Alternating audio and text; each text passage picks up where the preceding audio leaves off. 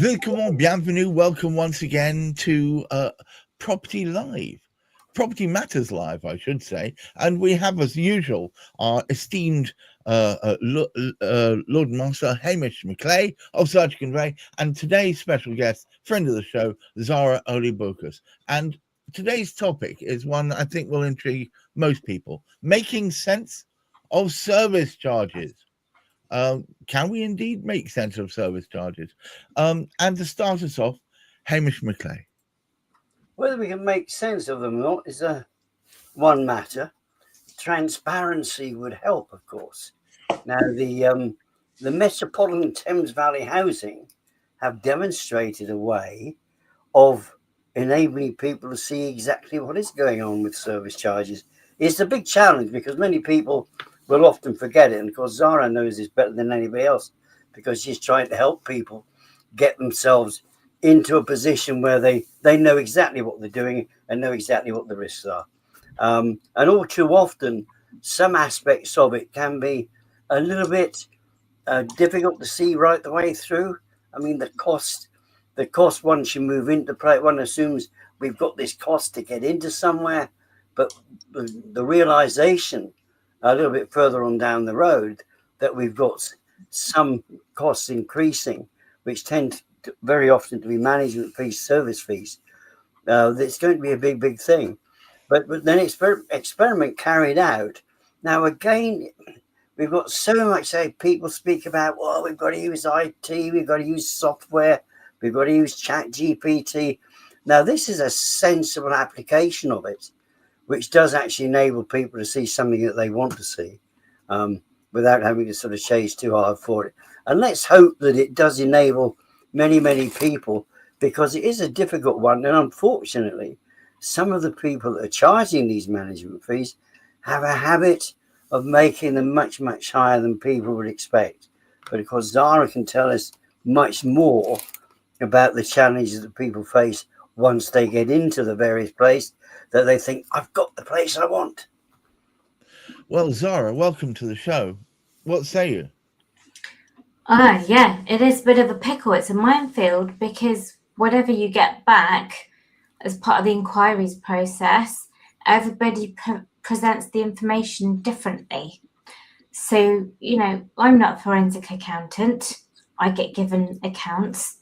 But also, people get given a budget or an estimate of what's likely to be spent.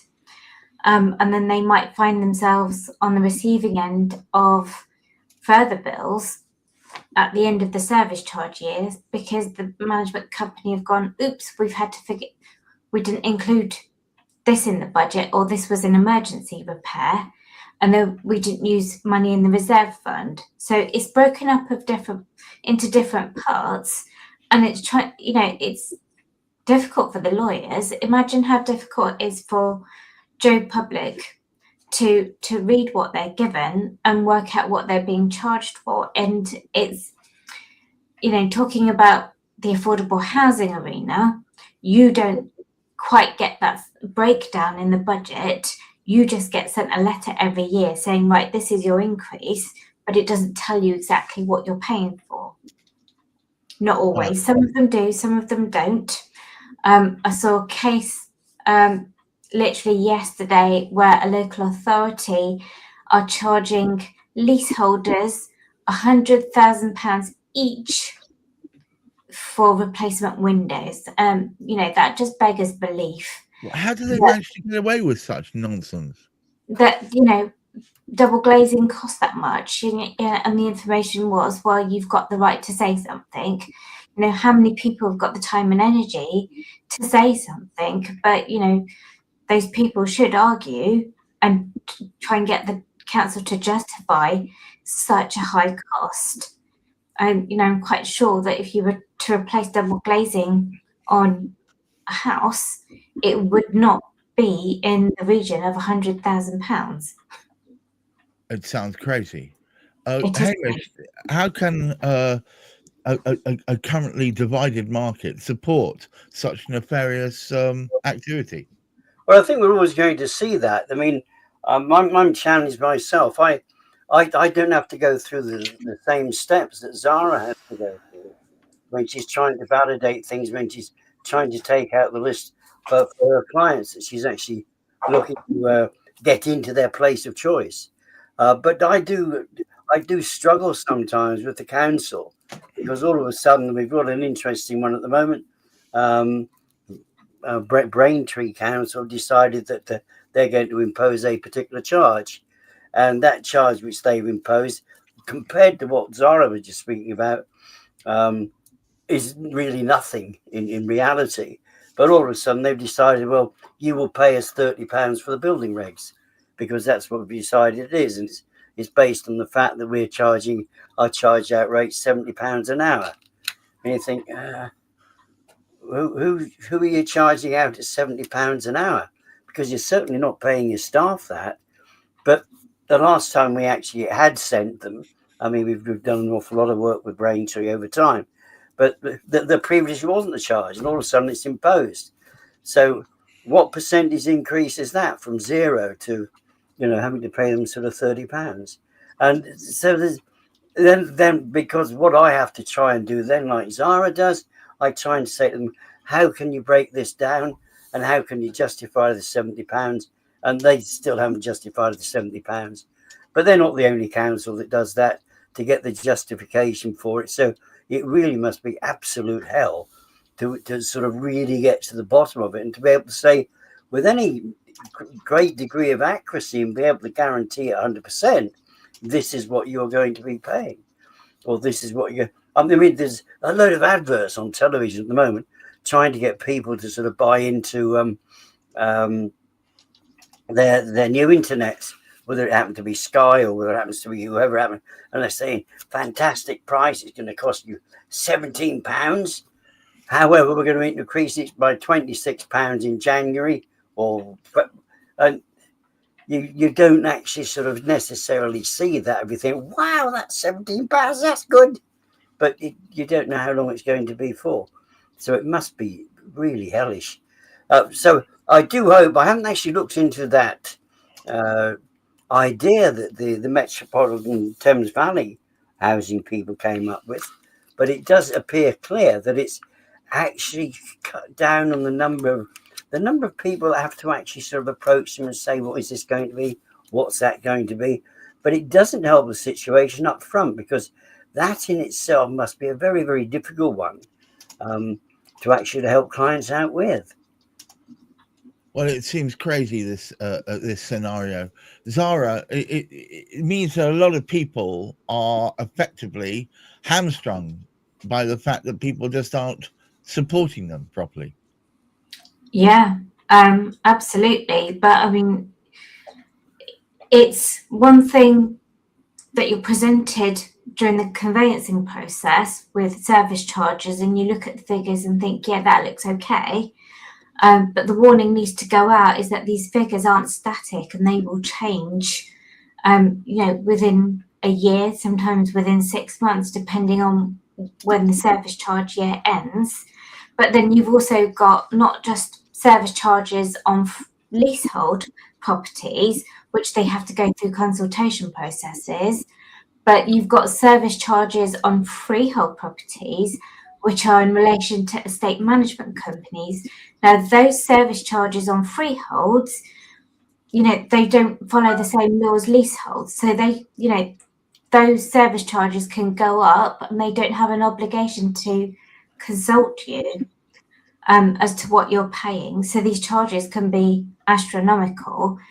But also, if you're being charged for insurance and things like that, you don't know if the company setting up the insurance is making a commission on it. I was looking at one yesterday. The buildings insurance for a house was £613 for a year on a shared ownership property. And I'm sitting there, this is a new build house, and I'm sitting there thinking, surely you'd be able to get or source cheaper buildings insurance if you're an individual, but because it's covered under a bulk commercial policy, it's different, and you potentially might end up paying a higher amount than if you own the property outright. So but that seems a crazy setup. The fact that and I think guaranteed to create insecurity in people are often least able to cope with such insecurity. I mean, it doesn't feel like this is entirely legal. Well, it's legal because of the way that it's written into the legal documents. But I think what people need to be aware of is how to scrutinise the information they're given and then how to challenge it. But obviously, challenging it without going down the legal route is pretty expensive. And you're putting yourself at risk for paying lots of legal costs, not only your own, but obviously the person that you're complaining about, because they will try and flip it on you and say that's your problem. As I've seen from lots of things floating around, that, you know, housing associations don't want to take accountability for what they're charging. You know, people aren't aware of these complex legal structures on their property. Yeah, MTVH are trying to do the right thing. I haven't seen what they've put out to try and decipher it, but I've had people that have bought from them, and I've said to them, do you know, have you got a head lease? Does somebody else own the building? And they don't often have a clue that, you know, these charges are simply being passed on, and then extra charges added on. So you could have a building with shared owners and normal leaseholders, but the shared owners end up paying more, maybe slightly, maybe a lot more, because the housing association are adding on management fees, but also even on a freehold estate service charge. I've got this lovely client who's paying paying on time every month, but the money's not being passed on to the people that run the estate. So I'm asking for the information on a staircasing, and they've incurred lots of late fees. Guess who's going to be charged for that? It's not his fault that the payments were made late. He's paid on time, but the housing association haven't passed the money on. And so he's incurred £42 worth of late fees. So hang on a moment. That doesn't sound right. Why the housing association should be duty bound to pass the money on, surely? Well, they should be. Whether or not they're doing it in a timely manner is a different question. And the legal paperwork is always kind of wishy-washy, and you know, the balance of power is always in the hands of the landlord or the housing association, so that even if they, you know, don't do something right, it's always the leaseholder who ends up paying for it. But hang on a moment, Hamish, this doesn't appear to be an equitable way of working, where you're the very people, the very organisation that is supposed to be providing you the backbone and the support for you to live in that area is in fact helping you incur late fees because they're not passing on the monies quickly enough. Well, there's nothing new in that either. This is one of the sad aspects about it. And Zara's quite right. The challenge is, it's always those that have the loudest voice, and the ones that have the loudest voice. Well, I mean, we're all sorts of matters. This government, in fairness to them, they're trying to improve so many things. In fact, in many respects, I think the government's got too many things it's trying to actually improve. If we could actually sort of start at one and get it right, then move on to another one and see if we can actually sort of get that right. Because it's within our sort of housing sector, within the property sector generally, there are a tremendous number of irregularities. And it's only when you start looking into them, because Zara's mentioned a couple already, when you actually look into the situation, because of the cladding issues, and depending on the heights of buildings, there's so many other costs that can be sort of built in that you don't know about, because you haven't had sight of those. And as Zara knows, she will dig and dig and dig, because Zara's like that. Yet there are still charges that are hidden from view. And at the end of the day, the person who speaks loudest, the person that has the money, is the one that comes out and said, no, that stuff, look, it was always there. That information was always available. You didn't ask the right people, or whatever it happens to be. You're going to have to fight to get your money back, and it's going to cost you, and there's no guarantee that you're going to get it. So there's nothing new in that respect. What we do have is transparency in so many areas of what's going on. And the worst that we've found, we knew there were situations going on in flat. We knew there were management fees there. But the sad thing is, and Zara had intimated there, you've got estates now where they have management fees because they've retained ownership. And we've got a fine example around here in Bicester where we are. We have ex-army quarters, we have ex-RAF quarters, and developers have bought those to actually, because all the houses need sorting out and sort of all the rest of it, but they've retained ownership of the roads, so they can charge management fees. Yeah, and that's on top of council tax, Hamish. Oh, absolutely. Oh, yes. Oh, yes. Oh, yes. And, you know, people sort of see the figures when they're buying. They've got stars in their eyes and they think, okay, this is affordable, but they don't plan for when it could change at the drop of a hat. Right. If something needs doing. So, you know, you've got people that have signed up into the shared ownership program.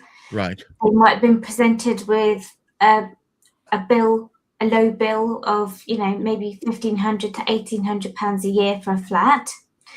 As I've probably said on a previous podcast, I had a young lady who'd bought a flat in July. Yeah. And then in September, she received a Section 20 notice for fire safety works in the building. This is a brand new building, you know. You'd have thought it comes with already that within the price. Exactly. And I've been told by people under anonymous names because they don't want to share or reveal their identities for fear of repercussions that, you know, they're being asked by developers to purposely, you know, put together figures that are lower than what it costs to maintain it. So what you find is that you get one thing from the developers, and then when it's actually handed over to the people that are going to manage it, they're going to have to change the figures straight away. It seems like a crazy circumstance. Is there anything that a term to alleviate this, or are we stuck with this from going forward, do you think, Hamish? I think the sad thing is there's nothing going to be done in the short term. It's a little bit like sort of saying, for example, I think it was over 12 months ago now, there was a tremendous procedure that I espied relative to the building of any properties, to be perfectly honest, where building control could be managed so effectively by introducing a very simplistic process, which was using software. You didn't need to use using a little bit of AI, but it was just the software process which was so good at capturing it, because everything was actually contained, all the information was contained there together, and it was very simple, very straightforward. Now, that is only part of the sector which has been using it. You don't have to use it. And I think this is a problem that Zara's intimating. There's inconsistency because there isn't sufficient transparency on different types of information, because there isn't an element of control. And we know, again, regulation doesn't mean that it gets hit right. Regulation needs to be regulated. It needs to be put under some element of so that side of it even can't actually sort of guarantee. Wow. Zara, this is a situation that seems to have been in place for quite a while, and Hamish is intimating that there's no real appetite to change it. This seems to be an awful state of affairs. Yeah, it's it's the people who are in charge. They have a lot of control, and it's their way or the highway. You know, the Law Society have got standard forms of questions. So you've got the FME one for freehold estate inquiries and the LP one for leasehold inquiries. But, you know, some companies refuse to answer those forms, and they will say, well, this is our information, here's the way we present it, and they charge an arm and a leg for it. So, you know, you've got all this different variations in the way the information is presented, and it's not always easily digestible. And you have to really sit and think what's missing, what's not been answered. And also, I've been told on some training courses that, that information is actually only valid on the day that it's issued, because it can change within the next week or two if something happens to the building or if something needs fixing. Good Lord. Hamish, would you care to take us home? Right. So what we need is consistency and transparency, and we don't appear to have either of those. I think, like anything else, it's a general awareness thing. And it's really advice to people out there when you are looking to buy that property. Do try and look about it. I mean, it's not a bad idea. In fact, it's actually a good idea. If you've never had the experience previously, to really work, try and find somebody like Wendy Gibson, who runs a first-time buyers club, somebody of that particular nature who will give you the guidance initially and then work very, very closely with the solicitor. And it's the team that make the difference. But even then, as we know, there is a challenge because it can actually sort of change. But it is a cost to be very much aware of, because it can be quite significant. As Zara just indicated there, you can end up paying for things you just weren't expecting. Oh, we need some double glazing. Oh, it's time to do the cladding again. Or it's time to do something else. Or we've just decided that because the basement keeps flooding, that we're going to have to put a charge on all the sort of flat owners to repair that. And at the moment, it's a bit of a difficult one. So it's certainly something which needs to be investigated, to give the transparency, and then to actually make sure that it's fixed, that there's consistency about it. The government are trying to change things, and it looks as though there's some positives. Unfortunately, there's still a lot of negatives we've got in there. But wow. What a tangled web we weave. Seems that it's been in place for some time. And hopefully some last glimmers there from Hamish that maybe at some point they'll actually put their whatever to the sticking stone and actually get things done and improve the way in which service charges are both made available and understood up front. It seems like a lot of people don't realize that there's hidden charges within any of these property transactions because of the service charges for the leases that they own. But how interesting. But thank you so much, Zara, as ever, giving us the force for good in from the legal perspective. And of course, Hamish McClay, who helps us try and make sense of all this. Remember, this show is all about trying to get you to realize that there's more to be explored than perhaps it meets the eye, and to keep yourself as surrounded with people who actually understand these things, because information is power. Thank you once again, Hamish McClay of Search Convey. Thank you, Zariola Bokus of Next to Law. And to you out there, please keep your feet on the ground, keep reaching for the stars, and look after that mental health. Until next week, bye-bye.